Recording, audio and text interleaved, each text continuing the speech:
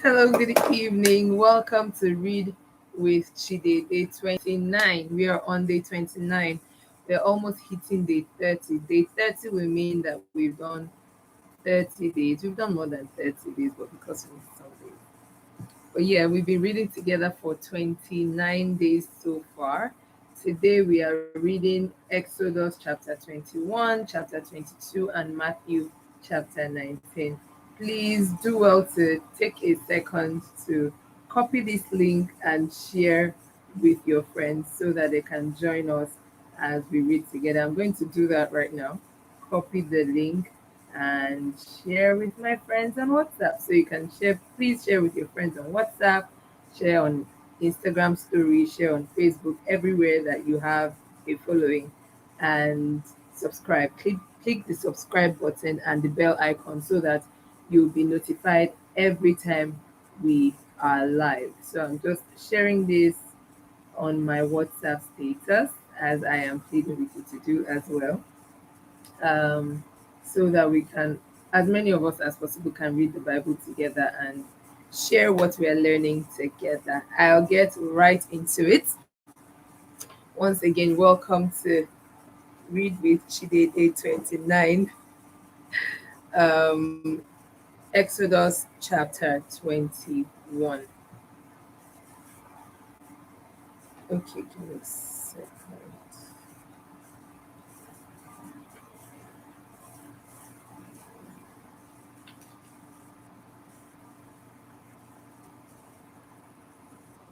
Everything is a bit harder when you take your name. Exodus chapter 21, verse 1. Now these are the judgments which thou shalt set before them. If thou buy an Hebrew servant, 6 years he shall serve, and in the seventh year he shall go out free for nothing. If he came in by himself, he shall go out by himself. If he be married, then his wife shall go out with him. If his master had given him a wife, and she had borne him children, sons and daughters, the wife and her children shall be her master's, and he shall go out by himself. And if the servant shall plainly say, I love my master, my wife, and my children, I will not go out free, then his master shall bring him unto the judges. He shall also bring him to the door or unto the doorpost, and his master shall bore his ear through with an awl, and he shall serve him forever. And if a man sell his daughter to be a maidservant, she shall not go out as the men servants too. If she please not her master who hath betrothed her to himself, then shall he let her be redeemed. To sell her unto a strange nation he shall have no power, seeing that he hath dealt deceitfully with her. And if he have betrothed her unto his son, he shall deal with her after the manner of daughters. If he take him another wife, her food, her raiment, and her duty of marriage shall not be diminished. And if he do not these three unto her, then shall she go out free without money. So the thing is, in this time, having slaves was a normal thing, right? The Bible was not instituting slavery. People already had slaves, and in those days, people had slaves for different reasons. You can see what that he's talking about having a Hebrew slave that's within the same Hebrews.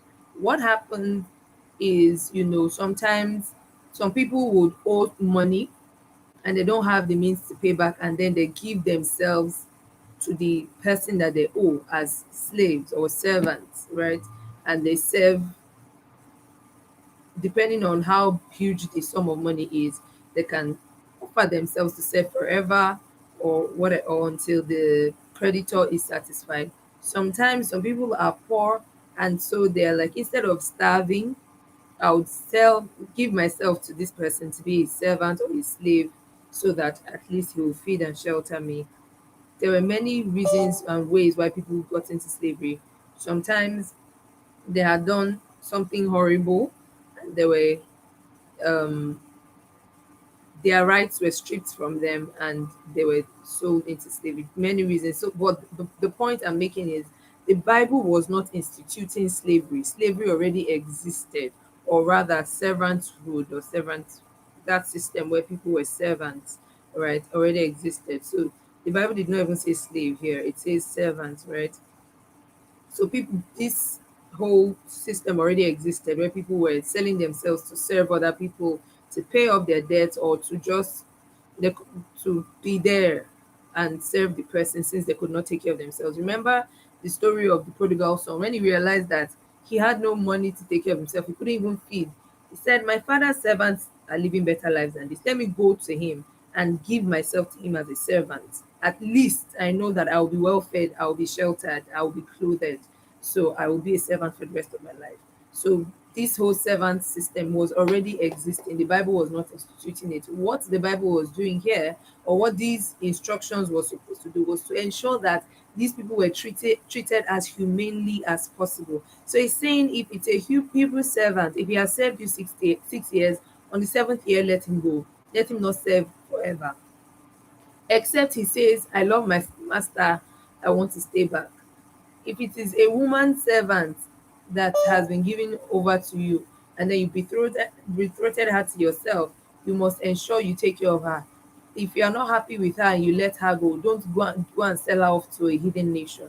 If you marry another woman on top of her, make sure she's well taken care of. Do you understand? So the Bible was not instituting servanthood, it was giving instructions on how to deal with people who are servants already in your house. Verse 12. He that smiteth a man so that he die shall be surely put to death. And if a man lie not in wait, but God delivered him into his hand, then I will appoint thee a place whither he shall flee. So he's saying, if a man kills another man, the penalty is death. But in an instance where you didn't plan to kill him, it's not like you were lying in wait to kill him, but it happened, maybe for whatever reason, I would give a place where such a person can flee to so that he will not be killed. But if Verse 14, but if a man come presumptuously upon his neighbor to slay him with guile, thou shalt take him from mine altar, and he may die, that he may die. And he that smiteth his father or his mother shall be surely put to death. And he that stealeth a man and selleth him, or if he be found in his hand, he shall surely be put to death. So you can't steal a man and sell him into slavery or into servanthood. You can't steal a man and sell him, or if they catch you that you kidnapped somebody, shall surely be put to death. And he that curseth his father or his mother shall be put to death. And if men strive together and one smite another with a stone or his fist, and he die not, but keepeth his bed, if he rise again and walk abroad upon his staff, then he that smote him be quit. Only he shall pay for the loss of his time, and shall cause him to be thoroughly healed. So if two of you are fighting and you injure the other person, the person ends up being bedridden for days, you have to pay him for his time, because that time he should have spent it on his farm or keeping his sheep. You have to pay him for his lost time and also pay his hospital bills, so to speak, in modern day speak. Now, verse 20, and if a man smite his servant or his maid with a rod, and he die under his hand, he shall be surely punished. Notwithstanding, if he continue a day or two, he shall not be punished for his money. If men strive and hurt a woman with child, so that her fruit depart from her, and yet no mischief follow, he shall surely be punished, according as the woman's husband will lay upon him, and he shall pay as the judges determine. And if any mischief follow, then thou shalt give life for life, eye for eye, tooth for tooth, hand for hand, foot for foot, burning for burning, wound for wound, stripe for stripe. And if a man smites the eye of his servant or the eye of his maid, that it perish, he shall let him go free for his eye's sake. And if he smite out his manservant's tooth or his maidservant's tooth, he shall let him go for the tooth's sake. If an ox gore a man or a woman that they die, then the ox shall be surely stoned, and his flesh shall not be eaten, but the owner of the ox shall be quit. But if the ox were wont to push with his horn in time past, that the ox has been harming people in time past, right? You know that he's always pushing people with his horn, and it had been testified to his owner and he hath not kept him in, but that he hath killed a man or a woman, the ox shall be stoned, and his owner shall also be put to death, because that's negligence on the owner's part. If there be laid on him a sum of money, then he shall give for the ransom of his life whatsoever is laid upon him. Whether he have God a son or have God a daughter, according to his judgment shall it be done unto him. If the ox shall push a manservant or a maidservant, and he shall give unto his master 30 shekels of silver, and the ox shall be stoned. And if a man shall open a pit, or if a man shall dig a pit and not cover it, and an ox or an ass fall therein, the owner of the pit shall make it good, and give money unto the owner of them, and the dead beast shall be his. And if one man's ox hurt another, and he die, then he shall sell the live ox and divide the money of it, and the dead ox also shall they divide. Or if it be known that the ox hath used to push in time past, and his owner hath not kept him in, he shall surely pay ox for ox, and the dead shall be his own. Exodus chapter 22. If a man shall steal an ox or a sheep, and kill it or sell it, he shall restore 5 oxen for an ox, and 4 sheep for a sheep. So he's saying you took another man's ox, you stole it, you now sold it, or you ate it, you killed it and ate it. Then you return not just that one that you stole, but 5 for 1. And if it's a sheep, 4 for 1. Verse 2: If a thief be found breaking up and smitten that he died, there shall no blood be shed for him. So a thief is trying to break into your house, and then you mistakenly kill him. There's no life for a life there. If the sun be risen up upon him, there shall be blood shed for him, for he should make full restitution if he have nothing. Then he shall be sold for his theft. If the theft be certainly found in his hand alive, red-handed, whether it be ox or ass or sheep, he shall restore double. If a man shall cause a field or vineyard to be eaten, and shall put in his beast, and shall feed in another man's field, of the beasts of his own field, and of the beast of his own vineyard, shall he make restitution. If fire break out and catch in thorns, so that the stack of corn or the standing corn or the field be consumed therewith, he that kindled the fire shall surely make restitution. If a man shall deliver unto his neighbor money or stuff to keep, and it is stolen out of the man's house, if the thief be found, let him pay double. If the thief be not found, then the master of the house shall be brought unto the judges, to see whether he have put his hand unto his neighbor's goods. For all manner of trespass, whether it be of ox or ass, of sheep, of raiment, or for any manner of lost thing, which another challengeth to be his, the cause of both parties shall come before the judges, and whom the judges shall condemn, he shall pay double unto his neighbor. If a man deliver up unto his neighbor an ass or an ox or a sheep or any beast to keep, and it die or be hurt or driven away, no man seeing it, then shall an oath of the Lord be between them both, that he hath not put his hand unto his neighbor's goods, and the owner of it shall accept thereof, and he shall not make it good. And if it be stolen from him, he shall make restitution unto the owner thereof. If it be turned to pieces, then let him bring it for witness, and he shall not make good that which was torn. And if a man borrow aught of his neighbor, and it be hurt or die, and the owner thereof being not with it, he shall surely make it good. So it was in your hand when it got bad, it was in your hand when it died, you will make it good. But if the owner thereof be with it, he shall not make it good. If it be an hired thing, it came for his hire. And if a man entice a maid that is not his betrothed, and lie with her, he shall surely endow her to be his wife. If her father utterly refuse to give her unto him, he shall pay money according to the dowry of virgins. Thou shalt not suffer a witch to live. Whosoever lieth with a beast shall surely be put to death. He that sacrificeth unto any god, save unto the Lord only, he shall be utterly destroyed. Thou shalt neither vex a stranger nor oppress him, For you were strangers in the land of Egypt. Ye shall not afflict any widow or fatherless child. If thou afflict them in any wise, and they cry unto me, I will surely hear their cry.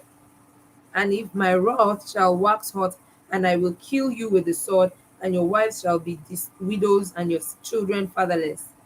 If thou lend money to any of my people that is poor by thee, thou shalt not be to him as an usurer, neither shalt thou lay upon him usury. If thou at all take thy neighbor's raiment to pledge, thou shalt deliver it unto him by that the sun goeth down, by the time the sun goes down. For that is his covering only, it is his raiment for his skin, wherein shall he sleep. And it shall come to pass when he crieth unto me that I will hear, for I am gracious. So he's saying, if somebody is poor, then I come to you to say, please borrow me money. And you now say, okay, give me this your coat. Remember where they were living was cold, right? Give me this your coat as an assurance that you will bring my money by evening. And then evening has come. He does not have the money, so he has not brought it. And you're with his coat, you better give him his coat back. Because if he cries to God, God will hear him, for God is gracious. Verse 28, thou shalt not revile the gods, nor curse the ruler of thy people. Thou shalt not delay to offer the first of thy ripe fruits and thy liquor, the firstborn of thy sons shalt thou give unto me. Likewise shalt thou do with thine oxen and with thy sheep. 7 days it shall be with his dam. On the 8th day thou shalt give it to me. And ye shall be holy men unto me, neither shall ye eat any flesh that is torn of beasts in the field. Ye shall cast it to the dogs. Now we are going to Matthew chapter 19, and that will be it for the day. Tell me what are the thoughts running through your mind as we read this? Are you wondering, what kind of instructions are these? Because I know I'm wondering for some of them. But you should remember that these are people that had lived a certain type of life before God introduced himself to them again. These are people that had lived in Egypt for many years, hundreds of years, before 430 years before God showed up to them again and said, hey, I am the God of your fathers. Come, let me take you out of the land of bondage. And they needed instructions to know how to live right. They needed instructions, trust me. Because ordinarily you would think God does not need to say, thou shalt not kill, or thou shalt not lie, or thou shalt not, worship any other God except me. But they were so far gone that, God needed to instruct them in the littlest things. Matthew chapter 19. And it came to pass that when Jesus had finished these sayings, he departed from Galilee and came into the coast of Judea beyond Jordan. And great multitudes followed him, and he healed them there. Now the Pharisees also came unto him, tempting him, and saying unto him, is it lawful for a man to put away his wife for every cause? And he answered them and said unto them, have you not read that he which made them at the beginning made them male and female? And he said, for this cause shall a man leave father and mother, and shall cleave to his wife, and they twain shall be one flesh. Wherefore they are no more twain, but one flesh. What therefore God hath joined together, let no man put asunder. They say unto him, why did Moses then command to give a writing of divorcement, and to put her away? He said unto them, Moses, because of the hardness of your hearts, suffered you to put away your wives. From the beginning it was not so. Now I think you should begin to draw the link between what we are reading here and what we are reading in Exodus. A lot of the things we will read in Exodus in the coming days, because we're still going to encounter a lot of the commandments and rules and regulations that were given to the Israelites or the Hebrew people as they left Egypt. Many of those things were because of their own hardness of heart, not because that was God's standard. No, it was giving those many of those rules, those regulations were given to them because of their own hardness of heart. So here Jesus is telling them, Moses, because of the hardness of your heart, suffered you to put away your wives from the beginning, but from the beginning it was not so. Verse 9, and I say unto you, whosoever shall put away his wife, except it be for fornication, and shall marry another, committeth adultery. And whoso marrieth her which is put away, doth commit adultery. His disciples said unto him, Ah, if the case of the man be so with his wife, then it is not good to marry. Seriously, today, many people are not married because of what they think about marriage, because of what they've seen people go through in marriage, because of what they've heard, because of how some marriage issues have been handled in their presence. And these are Jesus' disciples saying, Ah, if it be so, then it is not good to marry. Verse 11, but he said unto them, all men cannot receive this saying, save they to whom it is given. For there are some eunuchs which were so born from their mother's wombs, and there are some eunuchs which were made eunuchs of men. And there be eunuchs which have made themselves eunuchs for the kingdom of heaven's sake. He that is able to receive it, let him receive it. So everybody pick your choose. If you are going to marry, this is the instruction. If you choose to be a eunuch, choose the one that works for you. Verse 13, then were there brought unto him little children, and he said that he should put his hand on them and pray.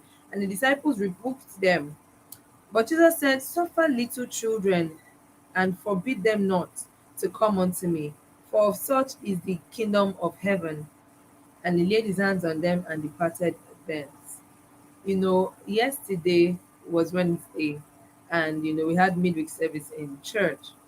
And in this month, we've been talking about studying the Bible, understanding the Bible. And one of the things that my pastor, Apostle Emmanuel Iren, talked about was one of the barriers to proper Bible interpretation is language and culture.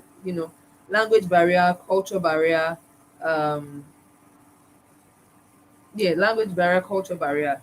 For example, in the Bible time, when it says suffer little children, the word suffer does not mean what it did not mean then what it means today. If you study English, you would know about origin of words, and there's a word used for it, how words have evolved over time, right? There was a time when um, to be gay meant to be happy.